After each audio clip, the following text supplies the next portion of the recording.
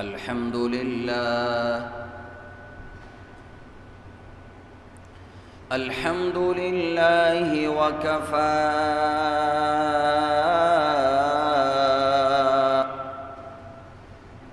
والصلاة والسلام على من لا نبي بعد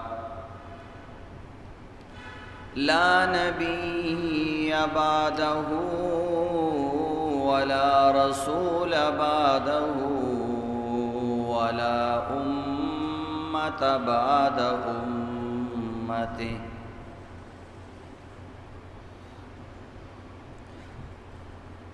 أرسله الله تعالى إلى الناس كافة بشيرا ونذيرا وداعيا إلى الله بإذنه وسراجا منيرا أما بعد فأعوذ بالله من الشيطان الرجيم بسم الله الرحمن الرحيم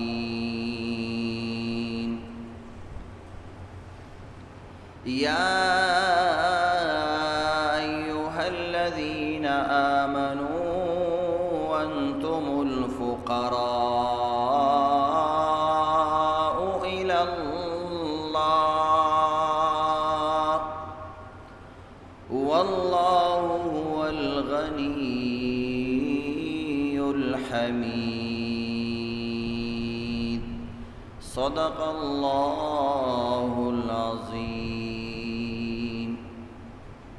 طول حاضرین درود شریف وائے. اللهم صل علی محمد وعلى آل محمد وبارک وسلم. محترم سامعین کرام، دنیا کې دو قسم خلق دي. بعضی کسان تکلیفونو سره مخامخ دي، بعض خوشحالو سره مخامخ دي. خود دنیا تکلیفونه هم عارضی دي او د دنیا خوشحالی هم عارضی دي. د دنیا تکلیف هم همیشه نه ختمیدون کې دی. د انسان په مرګ باندې ختمیږي. د انسان خوشحالی هم همیشه نه دي، د انسان په مرګ باندې ختمیږي. او هر عارضی چیز ختمیدون کې وي. نو دیو جن عزتمندو د آخرت خوشحالی او د آخرت غمونه هغه همیشه غمونه دي.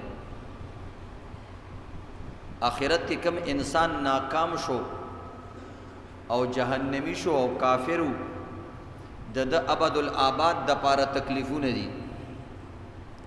او همیشه به چې کم دي تکلیفونو سره مخامخ وي، نوی نوی تکلیفونه به د تر مخامخ کیږي او اعلان بکیږي ان فلان ابن فلان قد شقي شقاقا لا يصعد بعدها ابدا.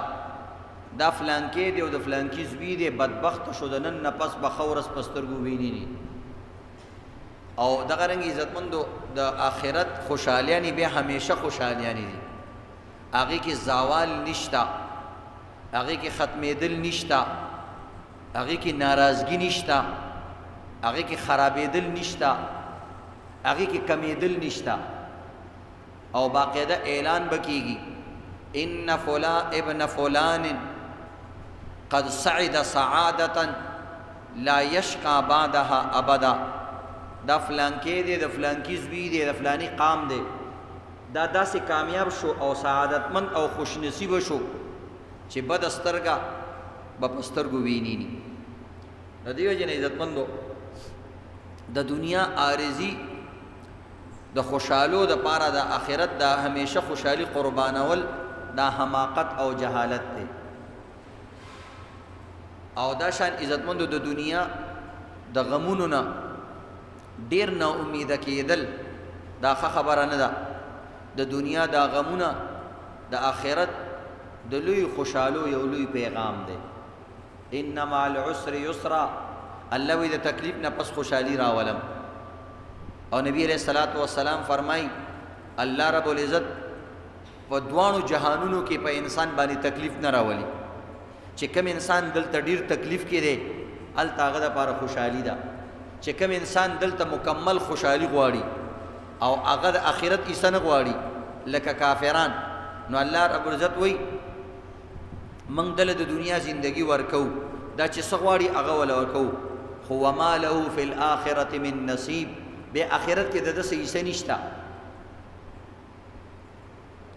نو انسان باندې تکلیف راځي نبی علیہ الصلوۃ والسلام فرمائی یو حدیث پاک کے راضی امام احمد رحمہ اللہ خپل کتاب کے دا حدیث را نقل کرے دے وی ان موسیٰ علیہ الصلوۃ والسلام صلوات اللہ وسلامہ علیہ قال اے رب عبدک المؤمن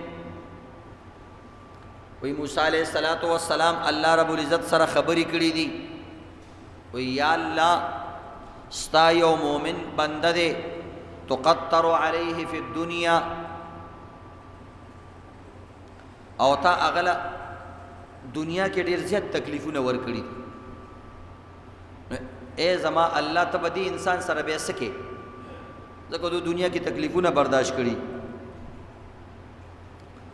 نو الله رب العزت موسی علیہ السلام ته وی قال فيفتح له باب من الجنة فينظر إليها موسی علیہ السلام ته الله وی چې دسی وکا مخامخ وګوره چې مخامخ وګوري د جنت یو دروازه به الله رب العزت کولا وکي د موسی علیہ السلام باغ جنت ته وګوري نو قال له موسی وی موسی علیہ السلام الله ته وویل یا الله رب العزت موسی علیہ السلام ته وویل یا موسیٰ حاذا ما اعددت له اے موسیٰ تکلیف زدہ انسان لرا مصیبت زدہ انسان لرا او چې کوم انسان ما ازمیختونه پی راوستی وی هغه د پاره ما دا شی نه تیار کړی دي او دا ځای می تیار کړی دی نو موسی علیہ السلام وی فقال موسی اے رب وعزتك وجلالك لو كان اقطع اليدين والرجلين يسحب على وجهه منذ يوم خلقته إلى يوم القيامة وكان هذا مصيره لم يرى بوسا قط ويا الله کتا دی غمزده انسان د پاره دا ځای تیار کړی نو که په یو انسان باندې دنیا کې داسې حالت راشي چې د دوانه لاسونه هم کټ شوي او خپې هم کټ شوي د دې نه زیات غمزده انسان نه ځکه په لاس باندې ټول کارونه کېږي او په خپو باندې ټول کارونه کېږي او یو انسان چې بالکل داسې وي چې نه لاس وي او نه خپې وي او هغه انسان ته دا خوشحالي میلاو شي او دا شی نه وګوري وی هغه انسان به داسې محسوس کی چې ما باندې په دنیا کې هیڅ تکلیف نه دی تیر شوی یو ذره قطو بالکل ذره بر تکلیف هم ما باندې نه تیر شوی نو بهرحال عزتمندو د غمزده انسانانو دپاره په دې حدیث کې یو لویه خوشخبري ده او د جنت انعامات دي وی بیا به موسی علیہ السلام یو بل تپوس وکړي چې الله یو تپوس بل کو او ته وایا قال موسی ای رب عبدک الکافر توسع علیه فی الدنیا وی الله تا خو دې کافرانو سره په دنیا کې ډېر ښېګړې کړې وي او ډېر ښه ملکونه او ډېر انعامات دی ولا ورکړیو الله ورته وی د شلو کدي دی بل طرف دی ګس طرف ته وګوره قال فيفتح له باب من النار هغه تبع موسی علیہ السلام تبع الله رب العزت د دوزخ یو دروازه را کولو کی وی دی ته لګو ګوره فيقال له يا موسی به ورته وی شي موسی هذا ما اعددت له ته خو د کافر هغه خوشالو ته ګوري خودی ته وګوره دا ځای مې ولا تیار کړل وی بیا موسی علیہ السلام وی فقال موسی ای رب وعزتك وجلالك لو كان له الدنيا مذ يوم خلقته الى يوم القيامه وكان هذا مصيره كأن لم يرى خيرا قط یا الله دا ډېر خطرناک ځای دی قسم دې که کافر لټه دا ټوله دنیا مو ورکړې وې تا خو دې کافر له ټوله دنیا نه ورکړې ځکه ډېر ملکونه د مسلمانانو دي کدی کافر لدی دا د مسلمانانو ملکونه ور کړې وي خو چې دا هغه ځای دا دی او دلته به سزا خوري او خدا هغه وګوري چې زما دا ځای دی نو هغه به محسوس کی او هغه به ووایي چې ما ته په دنیا کې هیڅ خیر نه دی رسېدلی ما خو د خوشحالۍ سترګه هم نه درېدلې یعنې دومره غم به پرې راشي چې د دنیا هغه ښېګڼې او د دنیا هغه مزې او عیش و عشرت به د هغه نه ټول هیر کړي دې وجې نه عزتمندو د مسلمانانو دپاره الله رب العزت ډېر زیات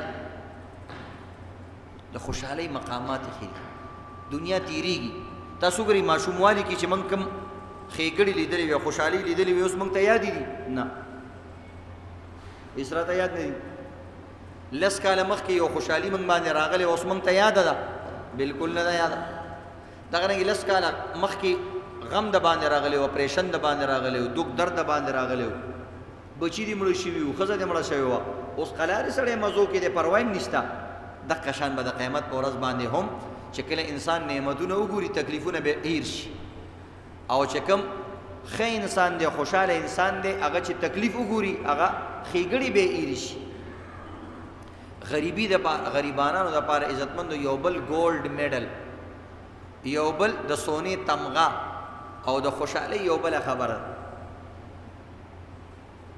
په دنیا کې د ټولو نه عظیمه هستی د نبی علیه السلام تیره شوې داسې ده که نه د ټولو نه بهترینه هستی چې پیغمبرانو هغه سره د ملاقات شوق و الله رب العزت د پیغمبرانو د هغه ملاقات شوق په دې طریقې سره پوره کړو چې نبی علیه السلام یې معراج ته ورسو او ټولو پیغمبرانو ته جمع ورکړه دا د پیغمبرانو یو ارزو وه خو پیغمبران خو تیر شوي مخکې وفات شوي نو الله رب العزت د معراج په موقع باندې د پیغمبرانو هغه ارمان او هغه درخواست پوره کو او نبی علیه الصلاۃ والسلام ټولو پیغمبرانو ته جمع ورکړه باقاعده حدیثو کې دي وایي په اول اسمان باندې فلانی پیغمبر سره ملاقات په دویم اسمان باندې فلانی دو پیغمبرانو سره ملاقات فلانی اسمان باندې فلانی پیغمبرانو سره ملاقات او به اخره کې ټولو پیغمبرانو ته په جمع باندې جمع ورکړه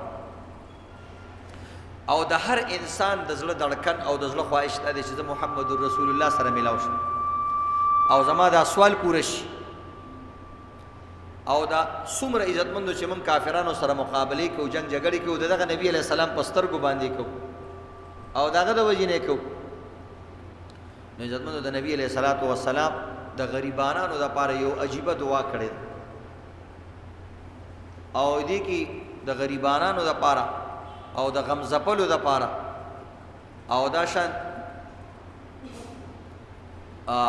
د آفت زده او د غم زده او د غریبانانو خلکو دپاره پکې یو لوی اطمینان دی او خوشحالي ده نبی علیہ السلام دعا کړې انس رضی اللہ تعالیٰ عنہ فرمائی د ترمذی شریف حدیث ته وی نبی علیہ السلام می اولیدلو وی نبی علیہ السلام یو ځل دا کلمات په ژبه مبارکه باندې روان ان النبي صلى الله عليه وسلم قال اللهم احيني مسكينا وامتني مسكينا واحشرني في زمرة المساكين يوم القيامة نبی علیہ السلام غریبانانو سره ډیره مینه وه ویل یا الله ما چې په دنیا کې ژوندې ساتې نو یا الله مسکینانو خلکو کې مې وساته مسکینان د نبی اسلام او یا الله چې په کومه ورځ ماله مرګ راولي او د دنیا نه زما سترګې پټېږي نو چې زه په مسکینانو او په غریبانانو خلکو کې موجود یم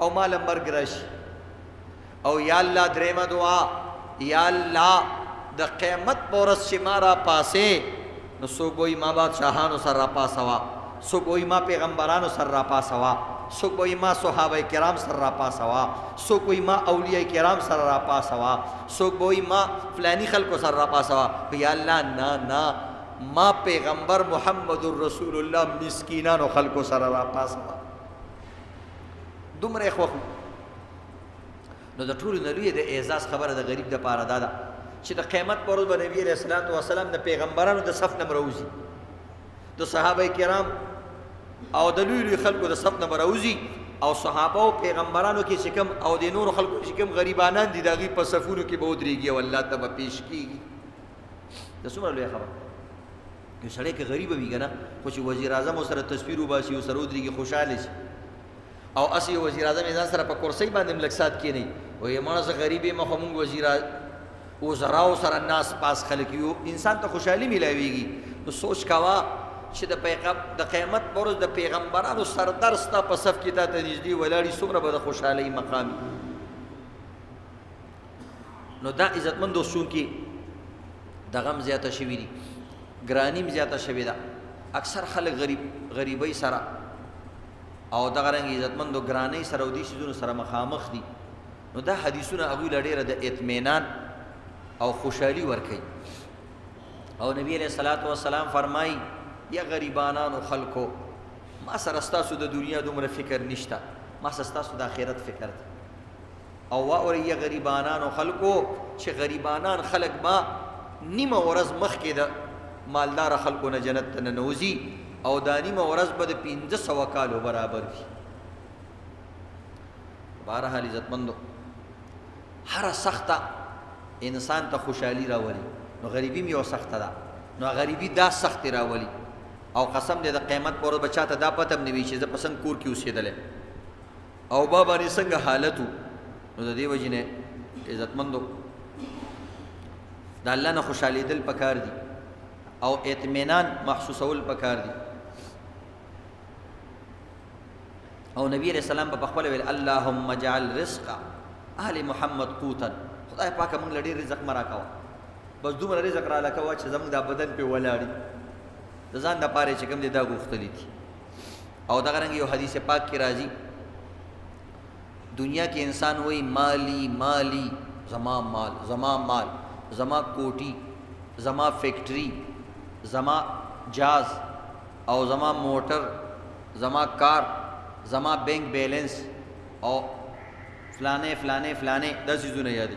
نبی علیہ الصلوۃ والسلام فرمائی قال رسول الله صلی الله علیه وسلم یقول العبد، وی دا بنده یو خبره کوي، وی دا اکثر خلق دا بندگان دا خبره کوي مالی مالی، زما مال زما مال، وانما له من ماله ثلاث، وی دا په دې مال کې صرف 3 چیزونه دي.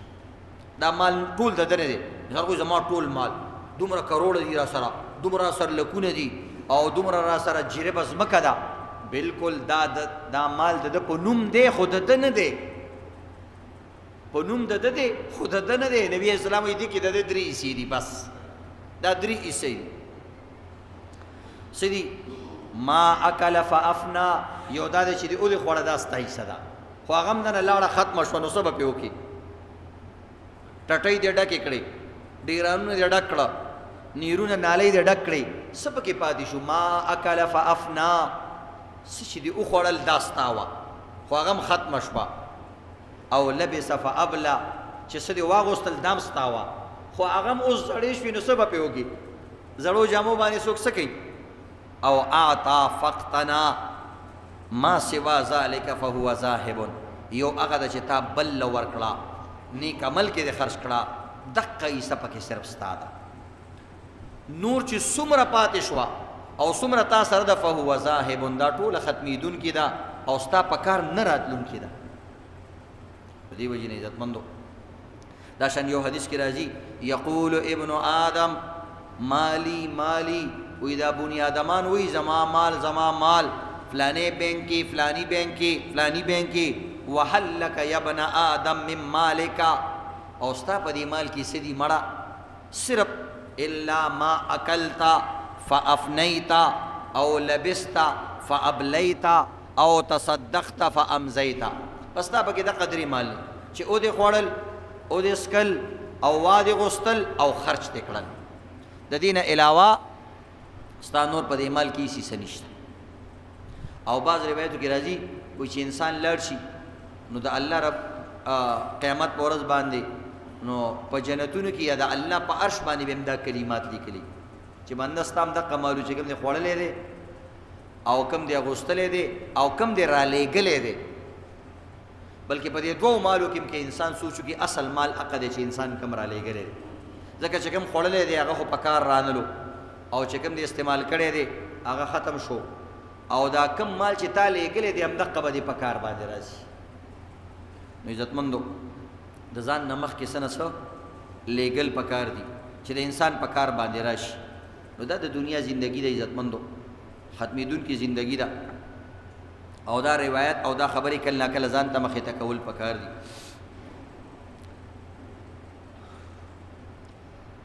په آخرت کې به د انسان څه پکار راځي؟ آخرت کې به د انسان صرف عمل پکار راځي.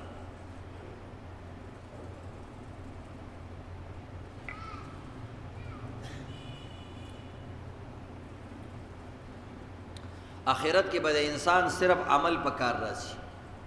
وړوکی نه وړوکی عمل به انسان لا د غرونو نه زیاتې فایدې ورکوي او د غرونو په شان چې کوم مال تا نه پاتې شوی دی هغه به د زرې بریم تاله چې کوم دی فایده نه درکوي.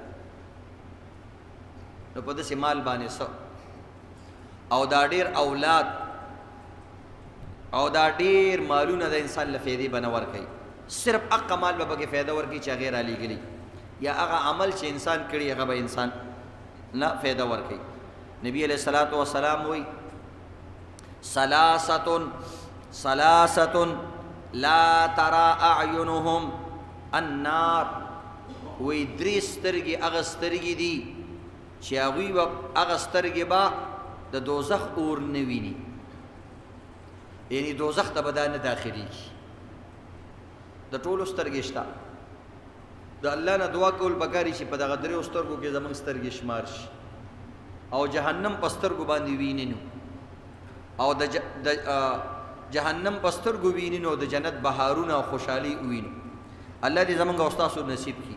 عین حرست فی سبیل الله، یو هغه سترګه ده چې د الله په لار کې دي شوګیري کړي دي او پهري کړي دي، د جماعت پیری کړي ده، د مدرسې پیری کړي ده، د خپل ملک د حفاظت پیری کړي ده، دا شان د الله د کور میلمانه راغلي دي د هغوی پیری کړي ده، دې ته لیکي دا ټول د الله په لار کې دا پیری کړي. وعین بکت من خشیت الله، او بله هغه سترګه ده چې د الله د یرې نه هغه سسیدلې وي او د هغې نه اوښکې توی شوي وي.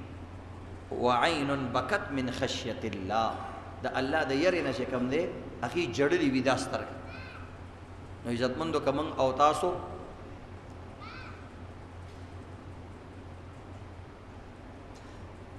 د الله د یرې نه دا سترګه خپله سترګه جوړولی شو. وعین کفت عن محارم الله، او درېیمه هغه سترګه ده چې حرام څیزونو ته هغې نه دي کتلي. نو دا دوه کارونه خو بالکل آسان کار دي. د الله دپاره شوګیري ورکول، حفاظتونه ورکول دغه ګران کار دی. ټوله شپه شوګیره هر انسان نشي کولی، خو دا خو کولی شي عزتمندو بکت من خشیت الله. چېرته یو وخت داسې راشي چې د انسان باندې داسې یره راشي چې د الله د یرې نه ویریږي. دا خو موږ او تاسو هم کولی شو. نبی علیہ الصلوۃ والسلام فرمای د الله د عذاب نه زیات بچ کوونکی څیز چې کوم دی هغه ژړا ده. چې د الله تاسو ګورئ یو ماشوم چې ژاړي، که هغه د انګریز ماشومي او هغه د کافر ماشومي او هغه عزتمند استاد د دشمن ماشومي، خو چې کله هغه په ژړا شي د انسان زړه ورسره خوږېږي. ولکه دا ماشوم ولې ژاړي؟ بار ماشوم په سړک ژاړي، د جومات نه 10 کسان وروځي، وایي زمونځ به وروسته وکړو چې دا ماشوم ولې ژاړي. نو ژړا داسې څیز دی عزتمندو چې زمونږ او ستاسو زړه نرم کوي او د یو انسان میلان ځان ته میلان تاوي. نو عزتمندو د الله رب العزت توجه حاصلولو دپاره د ټولو نه بهترین څیز ژړا ده. نو الله رب العزت دې موږ او تاسو ته جړېدونکي سترګې را نصیب کړي. قرآن کې الله رب العزت ګیله کړې ده، ثم قست قلوبکم من بعد ذلك فهي كالحجار. وایي زما بندګانو تاسو کې داسې سنګدله خلک موجود دي چې د هغوی زړونه د کاڼي نه هم سخت دي، حجاره د کاڼي نه هم سخت دي. بیا الله 3 قسمه کاڼي ذکر کوي. وایي بعضې کاڼي د هغې نه اوبه راوځي، بعضې کاڼو نه غرونو نه چینې راوځي، او بعضې کاڼي د الله د یرې نه راورغړي په غرونو کې. او تاسو کې داسې خلک شته چې د دې اشد قسوه د دې کاڼو نه هم د هغوی زړونه سخت دي. دا څومره د ګیلې خبرې دي. یو پلار خپل بچي ته وایي بچیا ستا خو دا زړه ما ته د کاڼي نه هم سخت شو. نو سوچ کوئ دې الفاظو ته سوچ وکړئ. الله وایي زما بعض بندګان دي د کاڼو نه هم د هغوی زړونه سخت دي. وان من الحجاره لما يتفجر منه الانهار، کاڼو نه مو اوبه راوځي او د دې ظالم انسان د سترګو نه چېرته اوښکې راتوی نه شوي. نو عزتمندو د بدبختۍ 3 علامات یو پکې دا دی جمود العین چې د انسان سترګې وچې شي، دویم دی قسوة القلب چې زړه سخت شي، او دریم دی طول العمل د انسان امیدونه زیات شي. نو یو هغه سترګه ده چې په جهنم باندې حرامه ده، هغه ده چې د الله د یرې نه د هغې نه اوښکې راوځي. او دریم هغه سترګه ده چې محارمو ته نه ګوري، حرام څیزونو ته نه ګوري، پردو تور سرو ته نه ګوري. نو عزتمندو چې کوم انسان سترګې ښکته کړې د ده سترګې د جهنم نه ښکته شوي. نو دې وجې نه په دغه سترګو کې عزتمندو خپلې سترګې راول. یو حدیث کې راځي لا یلج النار رجل بکا من خشیة الله حتی یعود اللبن فی الضرع. وی چې کومه سترګه د الله د یرې نه وژړېدله او د الله د یرې نه هغه ویرېدله، وی دا سترګه دوزخ ته نشي تللی. نبی علیہ السلام مثال بیان کړی لکه څنګه چې د غوا د چیلۍ په غولانځې نه یو ځل پی راوځي او واپس هغه کې نشي دننه کېدی، دقه شان د دې انسان سترګه او دا انسان جهنم ته نشي دننه کېدی. غولانځه کله چې پی رالوشي د پیو والا ګوجر یا ښځه بس هغه پی بیا غولانځه کې نه دننه کېږي، ډېرې ونیسه غولانځې ته نه راکاږي. دقه شان جړېدونکې سترګه وی جهنم ته نشي دننه کېدی. بیا وی ولا یجتمع غبار فی سبیل الله ودخان جهنم. دا الله په لار کې چې کوم کسان غازیان دي، مجاهدین دي، تبلیغ والا دي، د مدرسې طلبا دي، وی د ده په بدن باندې چې کومه دوړه ده او د جهنم دا لوګي یو ځای کېدی نشي، مطلب دا به هم جهنم ته نشي. نو الله رب العزت دی موږ او تاسو ته جړه را نصیب کړي. دا د ټول نه وړوکی عمل به نبی علیہ السلام یو طریقه ښودلې ده چې دا خو لوی عمل دی او هر انسان له پکار دی چې په دې عمل وکړي، خو کېږي نه. نو نبی علیہ الصلوۃ والسلام یو طریقه ښودلې ده فإن لم تجدوا بکاء فتباکوا، یا باکو وإلا فتباکوا. وایي چې جړه دله نه درځي، خیر د جړه شکل جوړ کړه، د جړه شکل جوړول پکار. انسان دې شرمیږي دلته خلکو مخ کې جاړي نو بس کور کې دې کېني، داسې ځای کې دې کېني چې نه بچی نه ښځه نه خپل نه پردی او جړه ولا نه ورځي، د جړه شکل دې جوړ کړي. دا د پیغمبر حکم دی. نبی علیہ الصلوۃ والسلام وی لو تعلم العلم، وی که تاسو چېرته صحیح علم رالو او په دې رازونو باندې پوه شوئ چې مخکې به څه کېږي. نبی علیہ السلام وی لصلى احدکم حتی ینکسر، وی قسم دی وی تاسو کې به هر انسان په مونځ باندې ودرېږي او تر هغه وخته پورې به ولاړي چې د ملا دا اډوکي مات شي. سلام به نه ګرځئ، یریږي به دومره بیا. ولبکا حتی ینقطع صوته، او انسان به تر هغه وخته پورې جاړي چې د ده په مرۍ کې به د ده ساه ختمه شي، آواز به ختم شي، آواز به نه راوځي، هغه سلګۍ به نه راوځي. انسان چې ډېر وجاړي که نه د ده هغه د جړه آواز هم به ختم شي. بهرحال عزتمندو جړه یو لوی عمل دی.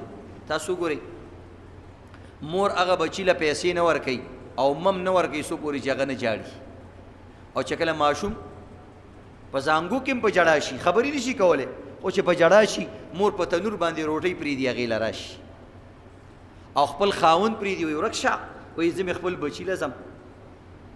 دا جړه داسې شی دی. دقه شان چې کوم انسان جړه ډېره کوي الله رب العزت ته ډېر محبوب کېږي. یو حدیث پاک کې راځي لأنین المذنبین احب الیه من سجل المسبحین، او الله رب العزت فرمای چې د جړېدونکي دا جړه کوم انسان چې جاړي د دې دا زبیرګي او د دا آهو بوکا او د دا اوازونه الله رب العزت وی قسم دې ما باندې د تسبیحات کوونکو د تسبیحاتو نه خواږه لګي. یو سړی سبحان الله الحمدلله او تلاوت کوي او بل طرف ته یو سړی غریب نه تلاوت باندې پوهېږي نه تسبیح باندې پوهېږي، صرف الله ته جاړي. الله وی قسم دې د آواز ما باندې د تلاوت کوونکي د آواز نه خوږ لګي. نو چې کوم انسان دا غواړي چې د الله توجه ما ته حاصله شي او الله ما ته متوجي شي، نو دی انسان له عزتمندو جړه ډېره کول پکار دي. جړه ډېر لوی عمل دی. صحابه کرام اولیاء کرام هغوی په عملونو باندې الله راضي کړي، په عملونو باندې الله راضي کړي. او عمل څه دی؟ جړه یو عمل دی، 1 روپۍ پې نه خرج کېږي. الله نه یره دا یو عمل دی، 1 روپۍ پې نه خرج کېږي. نو داسې عملونه خپلول پکار دي. او دا شان بیا عزتمندو نور لوی لوی اعمال دي، سخا کول، سخاوت کول، او خوش اخلاقی، او مونز، او تهجد، او دا شان نور نیک اعمال. دا بهترین اعمال. 2 عملونه ډېر بهتر دي عزتمند. وی کوم انسان چې دا غواړي چې ما کې د دنیا ټول ښه عملونه راشي، دا انسان د 2 عمله کوي. 2 عملونه داسې دي چې دا په انسان کې موجودي، په هغه کې هر ښه عمل موجودي. یو د سخاوت، بل حیا. چې کوم انسان کې حیا وي او سخاوت وي، د دنیا هر ښه عمل به په ده کې موجودي. 2 عملونه داسې دي چې هغه په انسان کې موجودي، د دنیا هر بد عمل په ده کې موجودي. یو د بخل، بل د بے حیايي. هم د دغه عملونو الټا عمل. یو د بخل، شمتوب، او بل د عزتمندو بے حیايي. کوم انسان چې بے حیايي هر بد کار بدا کوي. کوم انسان چې بخیلی، د دنیا یو ښه کار به هم ده نه کړی، نه به جومات کې پیسې لګېدلي، نه به مدرسه کې لګېدلي، نه به د یو غریب په اپریشن کې لګېدلی وي، او نه به په خپلو بچو لګېدلی وي، او نه به په خپل ځان لګېدلی. انسان پیسو باندې عزتمند ټول عمر پیسې ګټي ګټي، وایي دا ځمکه ځان ته انتقال کی، او دا ځمکه او به انسان چې مړ شي نو بس دا انسان به د ځمکې ته انتقال شي، منتقل شي. په دغه کارونه دي چې ټول عمر ته پیسې وګټې، خو دا ځمکه به ځان ته منتقل کړي، او چې په کومه ورځ د مرګ رالی نو بس واپس ته هغه ته ور منتقل شوې. چې کومه پیسې، کومه ځمکه تا په خپلو پیسو اخیستې وه، اوس ته هغې ته ور منتقل شوې. دغه د ټولې زندګۍ دستور دی. آتے ہوئے آذان، جاتے ہوئے نماز، اتنے قلیل مدت کے لیے آئے چلے گئے. چې کله راتلی په وخت کې درته اذان ویلو، الله اکبر الله اکبر، وایي ماشوم مې شوی دی، او بل ورځ په کټ باندې پروت دی، وایي ودرېږئ چې جمع پې وکړو. نو ستا ټول عمر د اذان او د مونځ په منځ کې دقه ټیم تعالی الله درکړی دی. دومره د زمانه را به شي او لاړ به شي، او څوک به دې هېڅ تذکیري ونه کړي. که عمل دې وي، خلک به هغه عمل یادوي. دا پلانې اسپتال، دا پلانې مدرسه، دا فلانی جماعت نه دی، دا فلانی اجي جوړ کړی دی. نو تذکیرې به دې داسې کېږي، چېرته جماعت لپاره یو مرله ځمکه ورکړه، چېرته د مدرسې لپاره ځمکه ورکړه. قسم دی زه دومره ستړی شوم، دا مدرسې له صرف 10 مرلې ځای اخیستی دی، او دا څومره مالداره خلک دي زموږ په دې جماعت کې، او زموږ په دې رشته دارانو کې، او زموږ په دې ملګرو کې، او زموږ په فالورو کې. تر اوسه پورې موږ د 10 مرلو ځمکې پیسې پوره نه کړې. دا 2 کاله نه را روان شوي. ځکه چې دې خلکو ته به بار بار سوال کې، بار به په دې خپو کې کښېني، دوی له به کارونه کې، د هغې نه پس به تعالی صدقه درکوي، هغه زکات به دله بیا درکوي. چې مولا او عالم او پیر صاحب هم ځان نه خادم نه جوړ کړی، قسم دی که دا مسلمانانو له 1 روپۍ ورکړي. دا دی وایي نه ورکړي دا پیر صاحب دی، خو دا زموږ په کار راځي.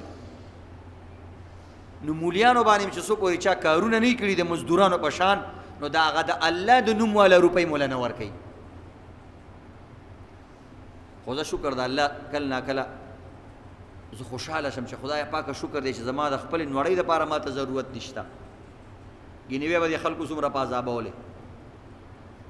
نو عزتمندو دې ځایونو کې پیسې ولګوئ، دا بنډل پیسې. بعضې کسان وایي حالات خراب دي، موږ ویلی شو کرونا دا بالکل دا واضح خبر حالات خراب دي. خو ته ما ته دا ووایه چې کوم انسان سره 1 ارب روپۍ دي په دې وخت کې، نو هغه ټیک د دکان هم بند دی، صحیح شو، مخکې انویسټمنټ هم بند دی، خو 1 ارب روپۍ خو سره شته که نه؟ د دې 1 ارب روپو به دا زکات نه ورکوي، د هغې خو به زکات ورکوي که نه؟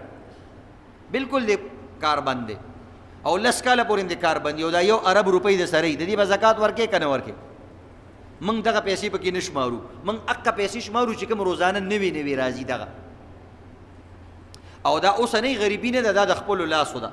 څنګه غریبي ده؟ یو سړي سره 1 لک روپۍ رالی، وروره هلته د 10 لکو روپو ځمکه واغسته. هلکه خدای دې ښه که چې ښه شي، تا سره خو 10 لک روپۍ نشته، وایي مړه بس الله شته دی، غم مه کوئ، الله به پوره کړي. نو الله بالکل داسې پیسې نه پوره کوي چې تا سره نشته دی او ته چې کوم دی په زور باندې چې 10 لک روپۍ چا سره راشي د 1 کروڑ روپۍ ځمکه په اسلام آباد کې واخلي، نو په جب کې خو بیا څه نه کړه. نو بیا چې ته تپوس وکړي چې مدرسه کې پیسې ورکا یا زکات ورکا، وایي چې زه خو 90 لک روپۍ قرضدار یم. واقعي 90 لک قرضداري خو هغه څه دپاره خپل کور شته، کارخانه شته، مارکیټ شته، خو په اسلام آباد کې یو پلاټ خوښ شوی دی هغې اخیستی دی. نو دا زمونږ د خپلې لاسې غریبي ده. دومره څیزونو کې او جنجټونو کې ځان مه ګیروئ چې دا خپله پیسه ستا دپاره دردې سر شي. نو دومره ځایونو کې ځان مه ګیروئ. نو دې وجې نه عزتمندو یو ځل ابوبکر صدیق رضی الله تعالی عنه له د شام نه یو سړی رالی، چا ورته ویل دا ډېر سخي دی.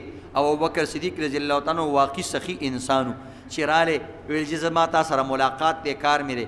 هغه کور ته بوتلو، روټۍ خوراک وغیره چې څه هغې پې وکړل چې څه موجود و. بیا ورته یې سخت خدمت دی، وایي جي زه ډېر مقروض یم، زما لږې پیسې پکار دي. ابوبکر رضی الله تعالی عنه ورته وایي زه درته یو خبره وکړم. وایي دا دغه شی نه دا تا چې وخوړه دغه موږ کرو، او 3 ورځې وشوې زما د خېټې ته یو دانم نه ده تللی، خو بس ته رالې دغه څیز موجود و تا باندې مې وخوړه، نور 3 ورځې وشوې زما یو دانم خېټې ته نه ده تللی. هغه ورته ویلي چې زه خو ډېر د لرې نه راغلی یم او زه خو ډېر امید سره راغلی یم چې ما به ابوبکر خالي لاس د کور نه واپس کوي. هغه وایي ته زما په نوم باندې راغلی، زما در ته راغلی، نو زه خو پیسې خو نشم درکولی، قرض خو دې نشم ختمولی، خو د قرض د ختمولو لار درته ښودی شم. او ته یې زما خو بس د قرض د خلاصۍ یو لار پکار ده چې په هره لار پوره شي، چې جایز لارې. کابل مې پکار دی که مڼه؟ وایي مڼه مې پکار ده. ویل زه راته یو ټیم وایي لاړ شه عثمان رضی الله تعالی عنه ته. وایي چې ستا نوم ورته واخلم چې ابوبکر رالېږلی یم، امیر المؤمنین رالېږلی یم. دا هغه وخت کې امیر المؤمنین و بادشاه و. وایي 3 ورځې وشوې دې خېټې ته دانه نه ده تلې. دا زرګونه طالبان په دې مدرسو کې ناست دي، چېرته تاسو سوچ کړی چې دا کوم ځای نه خوري، دا د کوم ځای نه راشي د دوی رضا؟ دا الله تاسو ته حواله کړي دي. هغوی خپله چمړه لګوي د خپل دین دپاره، خپله وینه لګوي د دین دپاره. نو وایي لاړ شه عثمان له. جی عثمان ته به ستا نوم واخلم؟ ویل نه زما نوم ورته مه اخله، هغه داسې سړی دی چې هغه ته که ته نوم وام نه خلي هغه تاله څیزونه درکوي. صرف خپل عذر ورته پیش کړه چې دا مې عذر دی. عثمان رضی الله تعالی عنه کسې لاړې چې دروازې ټکوله، نو عثمان رضی الله تعالی عنه بچو سره جنګ و. په څه باندې؟ بچو ته ویل تاسو دې پویو کې دا شات ولې اچوئ؟ پوی خو اصل خواږه شی دی، پویو کې الله خپل میټاس ایښی دی، دې کې د خوږي ضرورت نه وي. خو دا موږ ځان ډېر د چینو عادت کړی ځکه موږ اچوو. ګینې پوی خپله خواږی قدرتي طور سره لږ شه د انسان دپاره چې څومره خوږه پکاري. ویل پویو کې شاتونه څنګه اچوئ؟ هغه سړی ویل راشه کې راځئ، زه خو رالم د عثمان نه به غواړم، او هغه زغمونو سره صرف په پویو باندې جنګ دی چې مثلا شات پکې ما اچوئ. پوی خو خواږی که نه، او ډبل خوږې مه جمع کوئ، بیمار به شئ، دا به شي. خو زه دروازې وټکوله. عثمان رضی الله تعالی عنه راووتو، وایي راځه مېلمه چې کېناستو. وایي د ټول نه لومبې چې ما ته پی کېغوستو، بچو ته یې واچوه ده ته پکې یو چمچ، ما ته پکې شات واچول. وایي ما ویل چې اوس خو بچي سره په شاتو جنګ و چې ما اچوه، اوس مېلمه ته یې اچوئ. وایي چې پی مې وسکل، د هغې نه پسې بیا یو خوږه شان حلوا راوویسته چې اوس ورپسې ده وخوره. هغې وخوړو. د هغې نه پس وایي ما ته وایي چې مېلمه څنګه راغلی وي؟ وایي ما ورته ویل چې زه خو ډېر مقروض یم، قرضدار یم او ګیر شوی یم، د بل ملک نه د بل ښار نه راغلی یم، د شام نه راغلی یم مدینې ته. ویل ښه. وایي د دې نه مخکې چې ما ورته ویلې چې د 3000 روپو نه به را کمې نه راکړې، د 3000 روپو نه. وایي چې 3 مې ویلې، وایي داسې یو غلام ته یې وایي فلانیه دې خوا راشه، هغه اوس چې هغه اوښ راغلی دی هغه راوله. نو چې هغه اوښ یې را دننه کړو، په هغې باندې سامان پروت و. ویل دا ټول سامان واله. وایي ما ورته ویل چې زه قرضدار یم. ویل ښه. وایي بیا پیسې لاس کړئ، 6,000 اشرفۍ را الله کړئ چې دا م واله. وایي بیا ما ورته ویلې چې جي دې اوښ سره به څه کومه، دا سامان چې اوسم دا به بیا زه د شام نه څنګه تاله رالیږم؟ ویل نه، دا مې درله د دې دپاره نه درکړی، دا درته زما د طرف نه تحفه دی.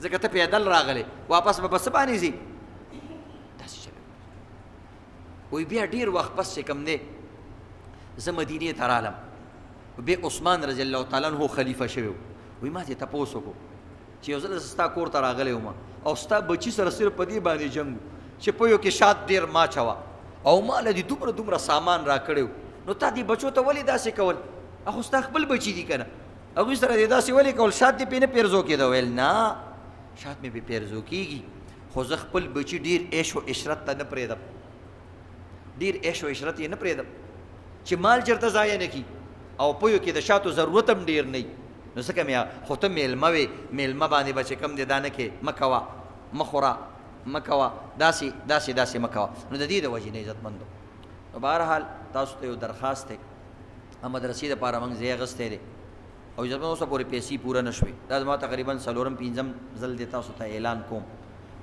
نو که تاسو وایئ چې یو لري کور ته راشي او تاسو دا خوښوي خیر یو له به کور ته ورشم خو بعضې کسان موږ له خپله راولېږلې یقینو که زموږ زړه خوشحاله شو موږ سره خو دغه دعاګانې دي نور سره نشته دی نو که دغه دعاګانې هم پکاري او زما دعا به یا قبلیږي یا نه خو چې کوم طلباو دپاره زه منډوام زما په هغوی باندې یقین دی چې د هغوی دعاګانې قبلیږي هغې کې یتیمانان دي او هغې کې غریبانان دي او هغې کې داسې تهجد ګزار دي او هغې کې حافظان دي او هغې کې قاریان دي نو لږ شان دا ټول ملګرو ته یو ځل بیا درخواست کوم موږ سره لږه منډه ووهئ یو بل ته راله ووایئ او دغه ځای دی اوس م قرض شروع کړو د یو سړي نه مې قرض واغوستو دلته یو ملګری ناست دی د هغه رور دی قسم دی بلو زما زړه دومره خوشحاله شو هغه په خپله رالې 10 لکه روپۍ ماله قرض راکړې یو مولا له 10 لکه روپۍ قرض ورکول دا ډېره لویه زړه غواړي او په خپله یې راوړي نو زړه مې ډېر زیات خوشحال شو وایي ته ډېر تکلیف کې او غم مه کوه بس دا واله دا قرض شوې او دا نورې دې داسې شوې نو 2 ملګرو نه مو قرض واغستو نو یو 50 لک روپۍ پاتې دي عزتمندو نو که چا را سره قرض مو کو قرض را سره وکړئ خیر دی دغه دنه نه غواړو زموږ نه روزانه پیسې راځي کله یو رالیږي کله بل رالیږي لږې ډېرې راځي هغې کې به قرض ادا کړو نو ځکه څوک خیر دی چانده نه ورکوي نو تاسو سره اکثر بینکونو کې د مالداره خلکو سره 10 لکه او 10 لکه اني ټایم په بینکونو کې پرتي دوی ساتي نو هغه چې کومې پیسې تاسو سره هسې پرتي دي کاروبار هم پرې نه کوئ څه پرې کوئ هم نه نو کم از کم د هغې نه موږ سره قرض خو کوي که او دا څیزونه بیا زموږ نه هېرېږي او دا به موږ به دله روپۍ په روپۍ واپس درکوو که څوک ذمهوار غواړي ذمهوار هم ورکوم د پېښور ښه غټ کاروباریان هغه مو له ورکوو یو ورځ به داسې راشي عزتمندو دا ټول کار به شوي خو ستاسو به پکې حصه نه وي او ګورې ما هم خبرې نه هېرېږي دا یاد لرئ ما ته د 10 کالو زړې خبرې م یادي نو انسان دا چې سخته راشي او په سخته کې یو کس په کار رانشي که نه نو په ریته کې او په هر ځای کې تصویران خوار یو سړی موږ سره وباسي په لاره ما کسان ودرېږي ما سره تصویران وباسي نو دا یو سخته را باندې راغلې ده او زه کس ځان لیمه منډه ډېره نه شم والګي نه ډېر ملګري دي نو دې وجې نه تاسو ته یو درخواست کوم چې کوم کسان مالداري خیر دی موږ له قرض راکوي د یو څو میاشتو دپاره او روزانه 2 او 3 ورځ به لږې پیسې تاسو له درځي دا یو منډه را سره ووایي دا اخري اعلان دی د دې نه پس درته بیا اعلان هم نه کومه چې مدرسه جوړیږي او فلانې جوړیږي او جومات جوړیږي او دام جوړیږي هغه بیا خپله خوښه انشاءالله دا اخري اعلان دی الله دې ونکړي چې بیا زما په خوله باندې داسې اعلان راشي او ستاسو هم دا اخري دغه دی موقع ده نو بس څه نه څه مدد پکې وکړئ قرض هغه باندې وکړئ خو په دې کې وکړئ الله رب دې تاسو ټول او موږ له د عمل کولو توفیق راکړي امین یا رب العالمین